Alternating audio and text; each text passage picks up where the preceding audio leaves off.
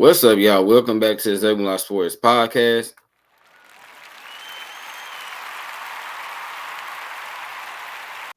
I'm your host, Isaiah, and today, y'all, we have another team NFL mock draft, and the team that's on the clock is the New York Jets. And for all my Jets fans out there, I know y'all are hoping that Aaron Rodgers is able to stay healthy for all 17 games, so that way y'all have a chance at getting to the playoffs.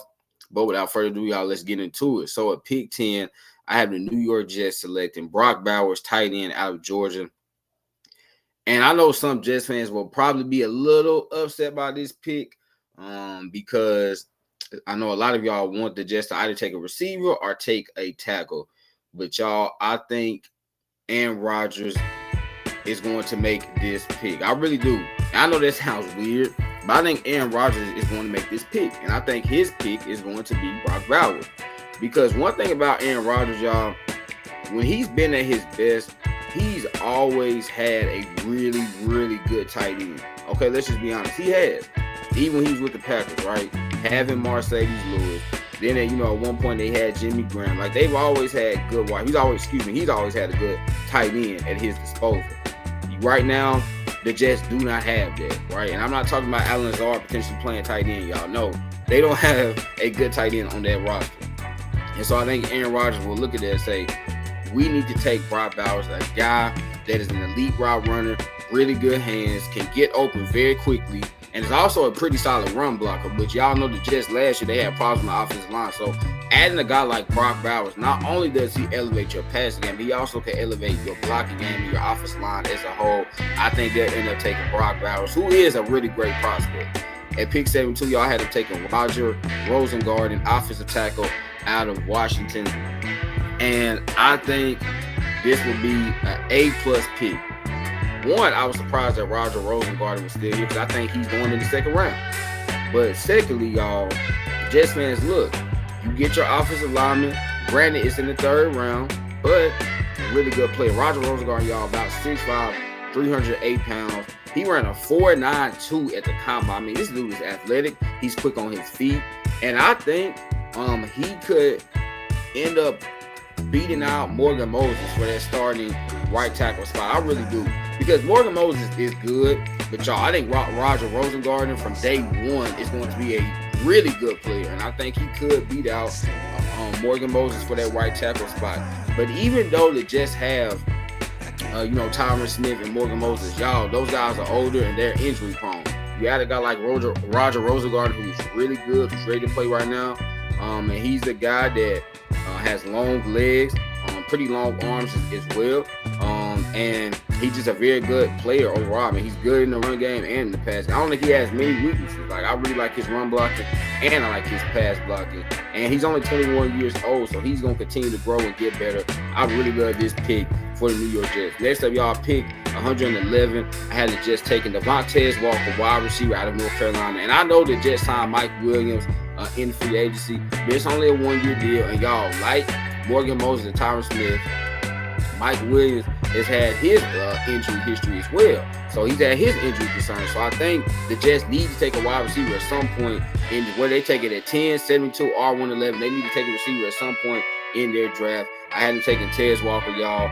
And Tez Walker, a guy that's about 6'1", 198 pounds, running a 4.36 at the combine, and he is a deep threat. And one thing we know about Aaron Rodgers, y'all, he loves receivers that are deep threats, right? That was something that the Jets were hoping that Mecole Hardman was going to provide them last season, was that deep threat. And obviously, I know Aaron Rodgers only played 4 snaps, but Mecole Hardman, that signing did not work out.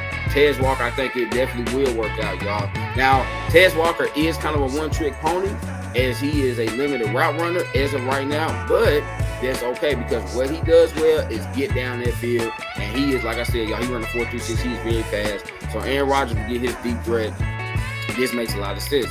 Next up, y'all, pick 134. I had to just take Cam Hart, cornerback out of Notre Dame, and I know this actually would probably surprise a lot of Jets fans because you're like, well, hey, we don't need a corner. We got Sauce Gardner, arguably the best corner in the NFL. We had DJ Reader, a really good number 2 corner. But y'all, this is the last year of DJ Reed's contract. So there's a strong chance that DJ Reed ends up getting traded. I would not be surprised if he did because, the Jets, they're going to have to start paying some of these guys like Garrett Wilson and Jermaine Johnson and Breece Hall. These guys, you know, they're entering year 3. So they're going to have to pay them next year. A guy like DJ Reed might end up getting traded, but that's okay because Cam Hart, who's bigger than DJ Reed, right? He can fill in nicely. They're talking about a corner, y'all, 6'3", long arms, not the most athletic guy. I think he's going to be better in zone coverage, right? I really think Cam Hart is better in zone coverage than he's going to be in man because I don't think he'll be able to keep up with these quick wide receivers. I don't know if he really has the technique to keep up with wide receivers that are like insanely gifted route runners.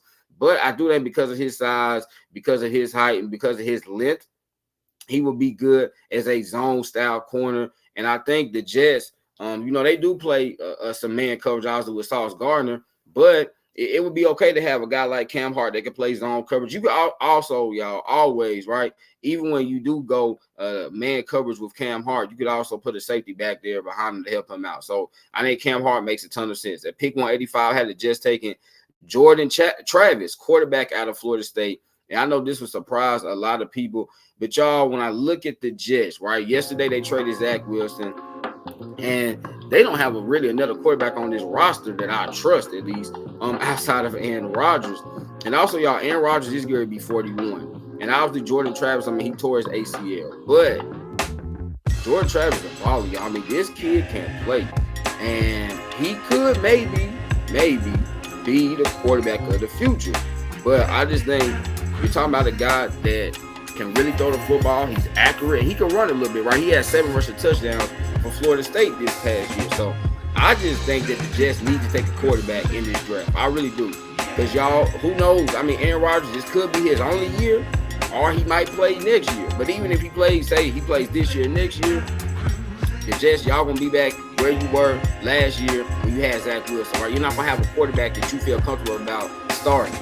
So get a guy in Jordan Travis, who hopefully he really won't have to play this year because Aaron Rodgers is going to stay healthy. But in 2025, 2026, he can be ready to go. At pick 207, y'all had him taking Sione Vaki, safety out of Utah. I should say safety / running back, because we know that he did have 317 rushing yards, which is crazy that safety did that. But y'all look at the Jets' current safety room, and they have Chuck Clark. Obviously, Chuck Clark was injured last year, so he didn't get to play at all, but they did re-sign him. You know, they also still have Ashton Davis, but let's be honest, y'all, Ashton Davis, he's not a good player. You know, they have Isaiah Oliver, who kind of plays corner and safety, but this is a safety room that needs more talent and depth. So I think Sione Vaki, he makes a ton of sense. Isn't the biggest guy, but he can cover, you know, decently well. And I also think, y'all, he has a lot of value on special teams, which is big. I don't know if he'll ever be like, you know, a really, really good safety in the NFL, but I think he could be a guy that, you know, could maybe play 30 to 40 snaps a game, and he could come in, you know, get some tackles. You can also put him on special teams. And maybe, you know, you can put him in the backfield at times, a running back, and let him run a little bit. So I just think he'll kind of be like a jack-of-all-trades guy. Again, don't think he'll ever be a really good player, but he could just do a lot of things, and I think the Jets can need that.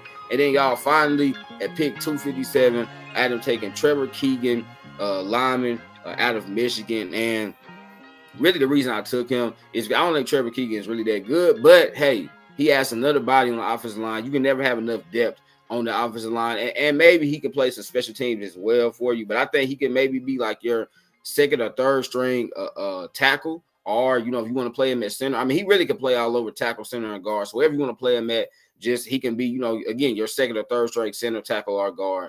And for the Jets, you know, it's nothing wrong with having some more depth on that offensive line. So there you have it, Jets fans. That was my 2024 New York Jets mock draft. Y'all know I'm an indie man. I love y'all. God bless. Peace.